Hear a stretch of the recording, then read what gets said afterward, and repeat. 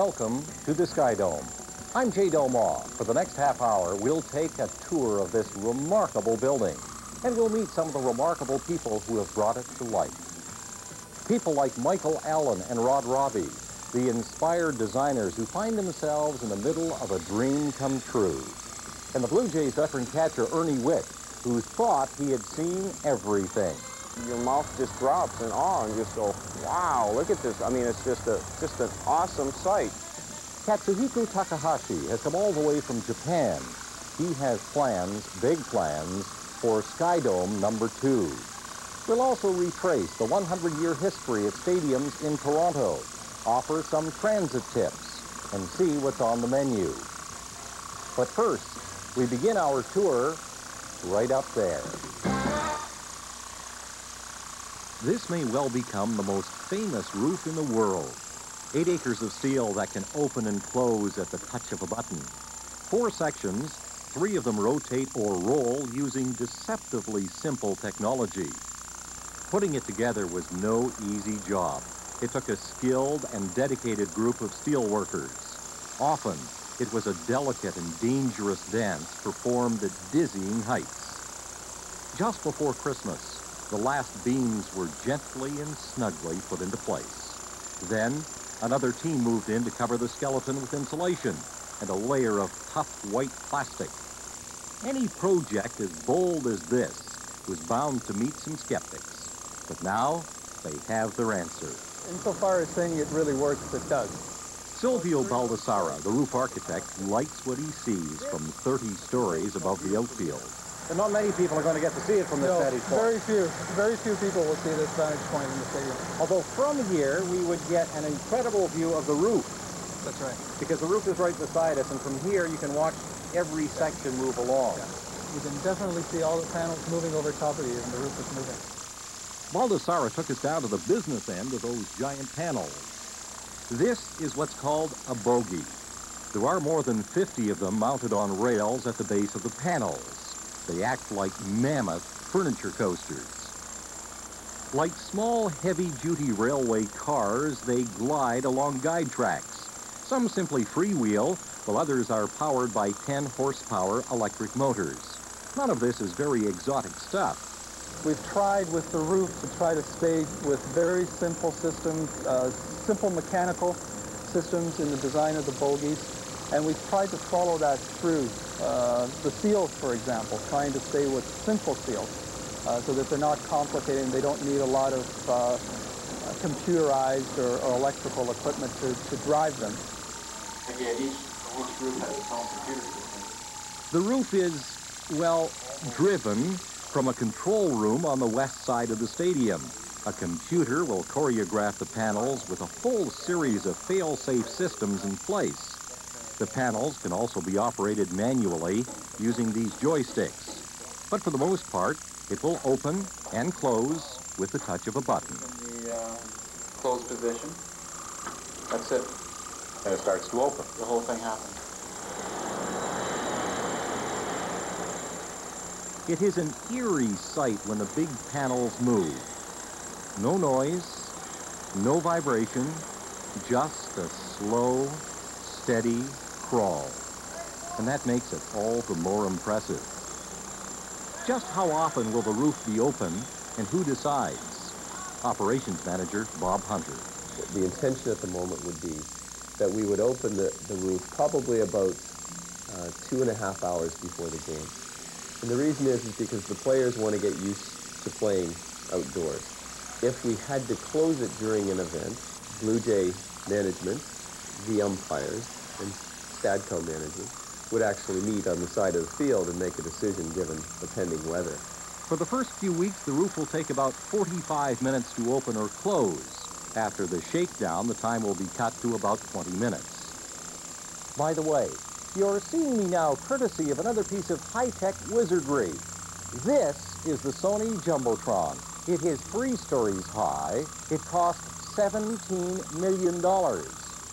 This is the largest and most expensive television set in the world. This is the control room. And like just about everything else at the Skydome, the work goes on. It looks like any other television control room, but with a few unique features and an array of magic hardware. The woman in charge is signed Jago, and she's ready to dazzle the crowd. When a fan is sitting watching it, it'll be like sitting 15 feet from your Sony Trinitron in your living room. It will bring you up close to the action. It will enhance what is on the field. Do you have a firm idea what will be up on that scoreboard, let's say during a baseball game, as yet? We're going to start simply, and partway through June we'll start experimenting with it. We'll try other ideas that we've got, blooper tapes, highlight tapes, quizzes, anything to get the audience involved.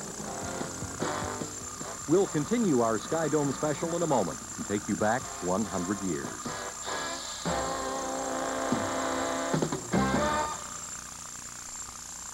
Nobody is driving down the cost of a new car farther than your Chrysler dealers of Ontario. Get 6.9% financing on selected models like Sundance Shadow, Hot Daytona, exciting Colt, the import value leader. Plus, you can also get a 2.5-liter turbo engine at no extra cost on Chrysler's Magic Wagon. North America's #1 selling minivan outsells Ford, GM, Toyota, and VW combined. Best selection in stock now. Great deals, great discounts, great values. Now at your Chrysler dealers of Ontario. It's incredible. Red Lobster's new 5-star shrimp specials. Starting with our biggest star, delicious shrimp 5 ways. One spectacular dish with savory grilled shrimp, lemon pepper shrimp, zesty garlic shrimp, breaded shrimp, and Cajun popcorn shrimp all on one plate. Red Lobster's got more shrimp, more ways from just $8.95. So come take a shine to our 5-star shrimp specials on now. Red Lobster for the seafood loving you. Mamma sempre bene. Buon appetito. Oh, I know what you mean. I've seen it. Mama, the pasta. It's exactly the way I remember it. It's delicioso. Sure is. The pasta, the sauce, the spices. Delicioso from Kraft. 9 classic pastas and sauces you can make in minutes. No one makes pasta like Mama. It's delicioso. Say that again. Delicioso from Kraft. Pasta the way Mama makes it now. It's my job every day to check the interest rates of every major savings account in Canada. Then, I make sure we're competitive with the best. That's what CIBC's Investors Rate account is all about. We pay you our highest account interest, and that's why thousands of Canadians have switched to CIBC's Investors Rate account. If you could earn interest like this, instead of like this, wouldn't you switch to? CIBC, yes, working for you.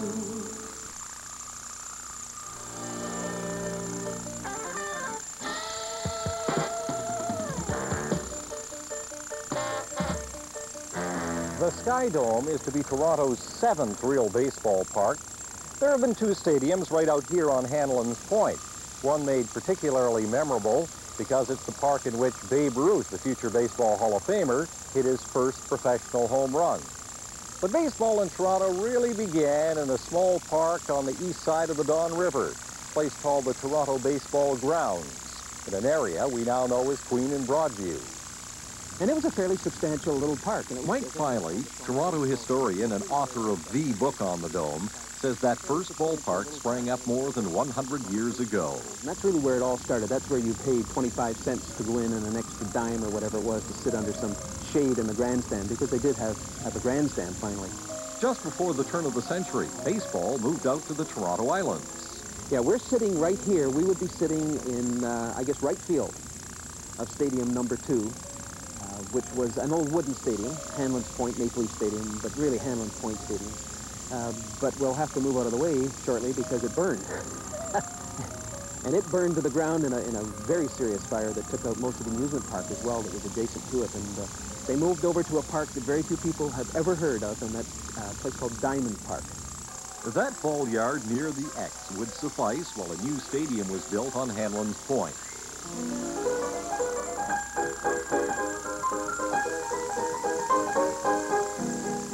1910, reopened as a substantial, as I say, 18,000-seat stadium. And it was there in September of 1914 that the young fellow came up to pitch the first part of a doubleheader. We know him by a different name, but he was just George to his pals. George Furman Ruth. The Babe. Just about where we are now, he hit his first professional home run. I guess the ball's just behind me someplace in the bay. Talk about traffic problems. The only way to the ballpark by ferry boat. I remember Alan Howard, the late Alan Howard, telling me that when he came over as a kid, you used to have to breathe alternately with your neighbor. There were so many people on the boats. After about 15 years at the new Hanlon Stadium, Toronto's team in the International Baseball League moved to ballpark number 5 at the foot of Bathurst Street. They reclaimed the land. They built a stadium. Only that time it was $750,000. And boy, did they have a rough ride with that. We're talking 1925, they would start, opening on a very rainy day in the early April of 1926. Maple Leaf Stadium lasted until 1967. 10 years later, Toronto would be in the big leagues, even with a minor league park at the X. And of course it's not the best, but it only cost $17.8 million. And I think for what they paid, they got a very good deal. And then, of course, the Jays finally come along in 1977 in a snowstorm, and we all know that story.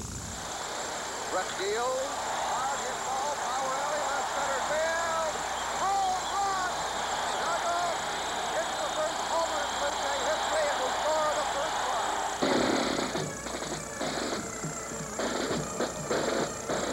run. One of the main reasons the Blue Jays were born was the tireless boosterism of Paul Godfrey, then the Metro chairman. He also had another cause that dates back to the mid-1960s. As a young North York councillor, Godfrey began the hunt for a domed stadium. He got nowhere till the 1982 Grey Cup game at the CNE. Yeah, when you got weather like that to play in. When it rained on everyone and people couldn't get out the exits to even go to the washrooms, when pregnant women got knocked over, we became the laughingstock of the whole country. It was obvious. I could feel public opinion turning right at that point. Argo fan and Premier Bill Davis was also at that game, and he too wished for a dome, but was reluctant to put up public money. Enter businessman Trevor Eaton at a cocktail party. And make the observation that nothing was really going to happen until the private sector got deeply involved in the project, gave it both financial and if you want, corporate backing. You know, an effort to not only make the thing happen, make it come into being, but to be with it, to be part of it, and to promote it, and make sure it was successful when it got there. Eaton put together a group of corporations that eventually committed nearly $150 million to the project. Near the end of his reign as Premier, Davis formed the Stadium Corporation of Ontario, and the search for a site and a design began. There were dozens of proposals. 4 designs made it to the finals. All featured various forms of retractable roofs. After careful study, the winner, designed by Michael Allen and Rod Robbie, was chosen for its elegance and simplicity. A site committee recommended a location at Downsview Airport. Then CN offered some land near the CN Tower. It was accepted, despite concerns about downtown congestion.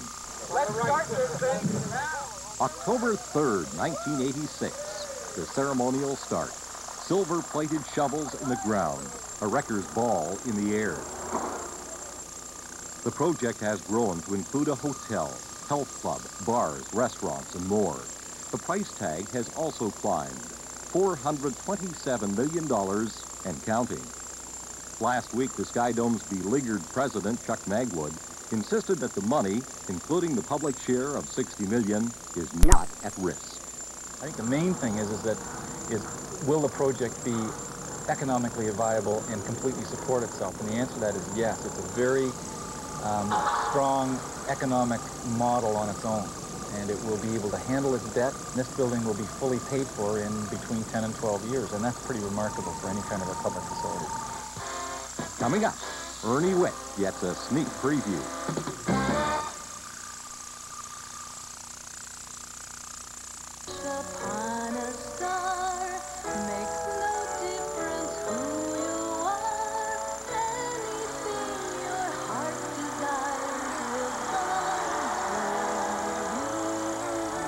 Al McInnes, you and the Calgary Flames just won the Stanley Cup. What are you going to do next?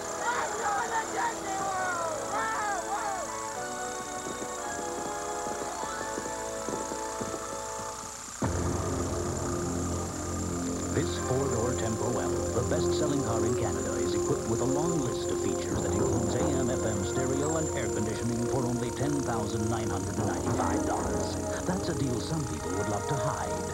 So to shed light on the subject, we're offering the same features on two-door models for only $10,695. No wonder Tempo L leaves the competition in the dark.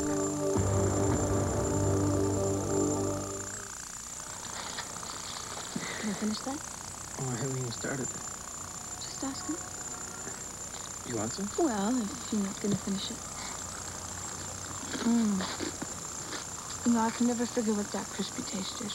What, the peanut? Yeah, no, is that what it is?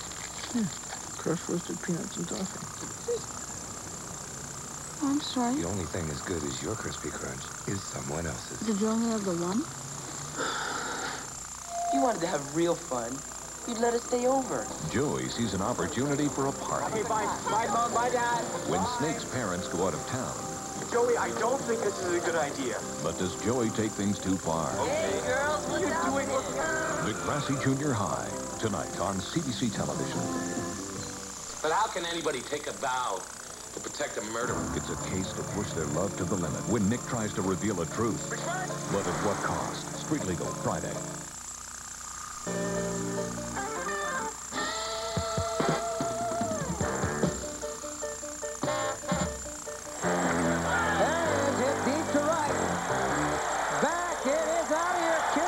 Goodbye. Chicago last weekend. Ernie Witt strokes another home run.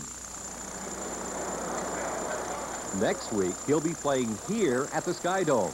So we decided to give him a sneak preview. He's seen a lot of ballparks, he says, but nothing like this. Your mouth just drops in awe and just go, wow, look at this. I mean, it's just an awesome sight. It's going to be exciting. I mean, I don't know of any ball player that doesn't like playing in front of a full house, or any actor, any performer, matter of fact. I think there's a lot of uncertainty still. You know, we don't know whether the ball is going to travel. You know, we don't know whether the outsiders are going to have a hard time picking up the ball. So there's a lot of uncertainty. We don't know about the wind conditions in there.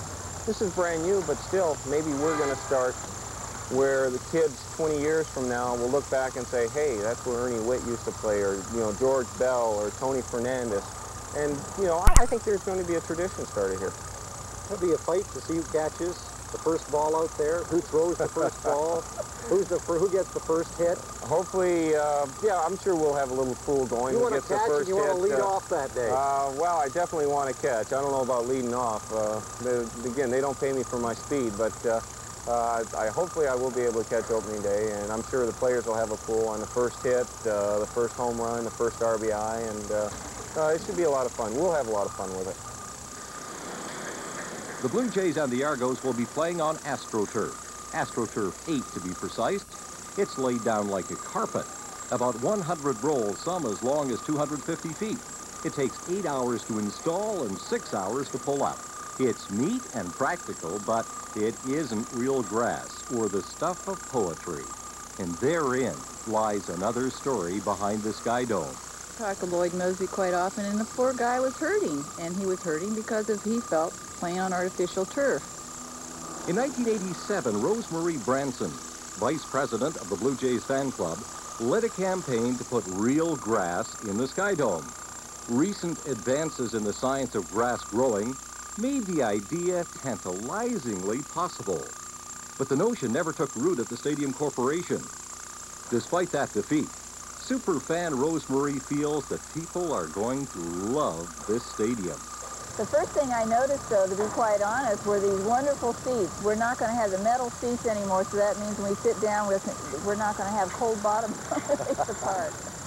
No, I think from every vantage point, you're going to have a good seat.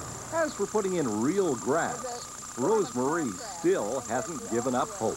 There will reach a time when we've got to tear up the turf, and maybe the issue will come up again. And maybe things will have happened in the grass industry that will satisfy Stadco and everybody else, and maybe they'll look at it again. Well, of course, what every hungry fan wants to know is, what's there to eat? McDonald's, like everything else at the Skydome, is on a huge scale. They'll have 4 restaurants, including the biggest in North America. There will be 20 Sky Snack booths throughout the stadium. An army of 1,600 will be on the job. At their test kitchens, McDonald's, under Skydome manager Glenn McKee, has developed a menu that includes nachos, a mini pizza, and, of course, a hot dog. Hey. So the hot dog that we're going to try today is 100% pure beef deluxe hot dog. Can I start while you're doing this? Sure, go ahead. Pick your favorite ingredient. I'm just going to try a little mustard here. We plan on serving mustard, ketchup, sweet relish, and we've also developed a Dijon horseradish type mustard. Excuse me, Glenn, why don't you go ahead? Yeah. Carry on. Mustard, we're also developed that as well. You're going to love this hot dog. I'm going to love this hot dog. Totally unique to this Skydome.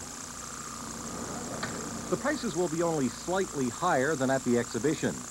Pity the people who are shelling out $250,000 a year for private boxes.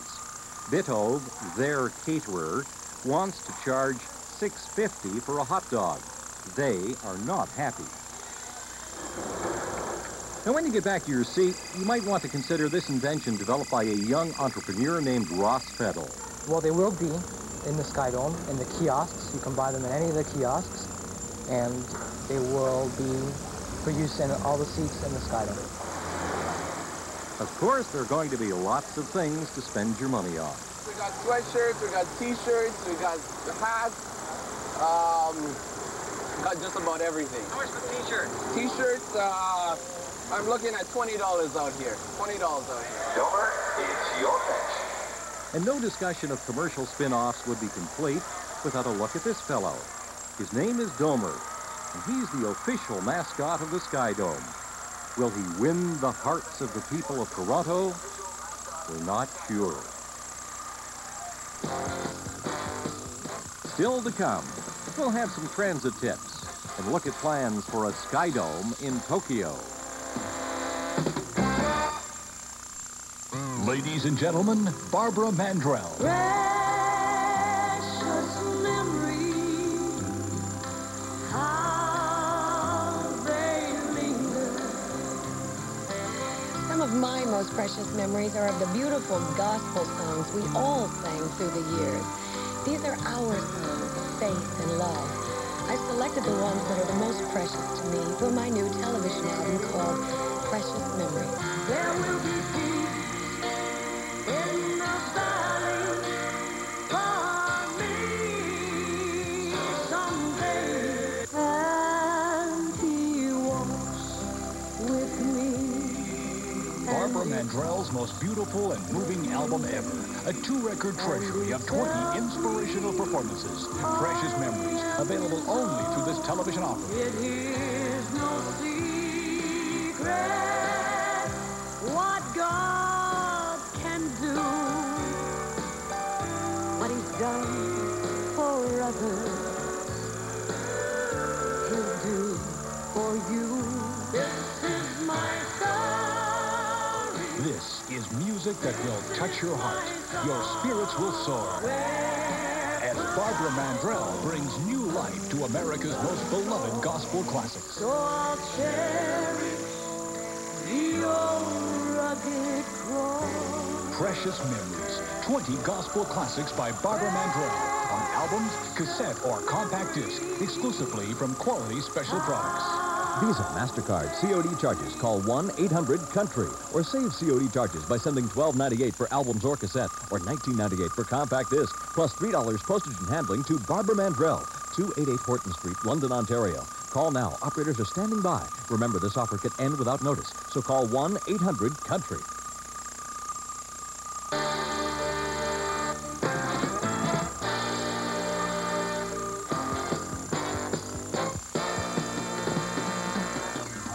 The Skydome should be one of the easiest buildings in all of Metro to locate. Downtown, right next to the CN Tower. But if you're planning on driving down here, 2 words of advice. Forget it. But if you are determined, and if you leave now, there are some parking lots down here right next to the Skydome, but do expect to pay $10 or $12 or $15. Public transit will be the better way.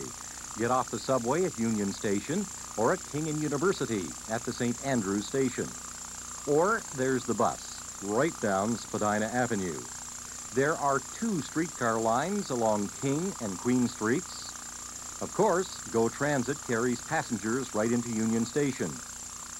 The Skywalk from Union Station to the Dome eventually will be the main pedestrian route, but it's a few months away from being completed. From Front Street, 2 bridges provide access to the Skydome. One is at John Street, the other at Peter Street. For the first month, people who have tickets to events at the Dome will get a free ride on the TTC. Just show your Skydome ticket when you get on board. When you get there, you might notice these 2 gentlemen walking around exhausted but euphoric. Michael Allen and Rod Robbie are in the middle of a dream, their dream. Architect Rod Robbie mortgaged his house and put everything on the line 5 years ago, gambling that his design would win. It did, but he still paid a price. It's been appallingly tough on our family. You know, we've put in hundreds of thousands of hours of our time. I mean, just enormous amounts of time. And you feel a little older at the end of it. You know, it would be wrong to say that you don't pay a very high price for doing something like this. You know? Can you celebrate? Oh yeah. Oh sure. Oh, of course. Yeah. And look, yeah. you know, we will fantastic. celebrate. Believe me, we will celebrate. Yeah. And Partner Michael Allen first sketched the roof design on a napkin. Now his inspiration spans 700 feet and is attracting a lot of attention. Interest is worldwide. We're getting inquiries from all over Europe, from the United States, as well as, of course, Japan. So this is of worldwide interest. I suspect that a lot of people are sitting back a little bit, waiting to see how this works out, not only technically, but financially. Does the building pay for itself? Is everything we hear about it actually the case? So I think there is a little bit of that people are stepping back a little bit and waiting to see the final result. But the interest is amazing throughout the world. Theirs is an amazing story. A great idea, driven by talent and hard work, leads to towering success.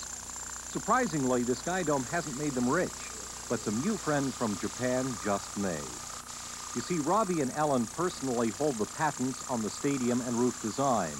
That's why Dr. Katsuhiko Takahashi of Kumagai Gumi, one of the world's largest construction companies, is spending a lot of time in Toronto these days. We need a dome.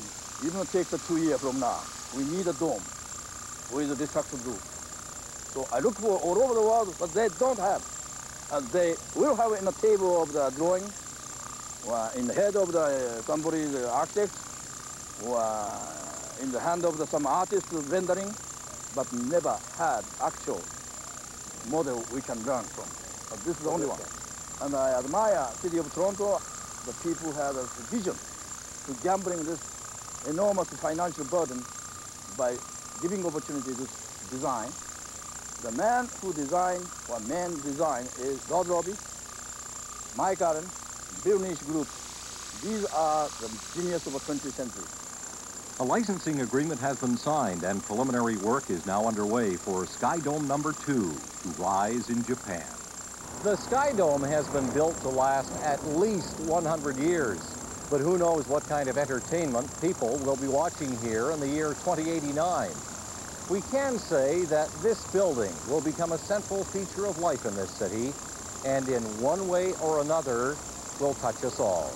I'm Jay Domoff. Thanks for watching.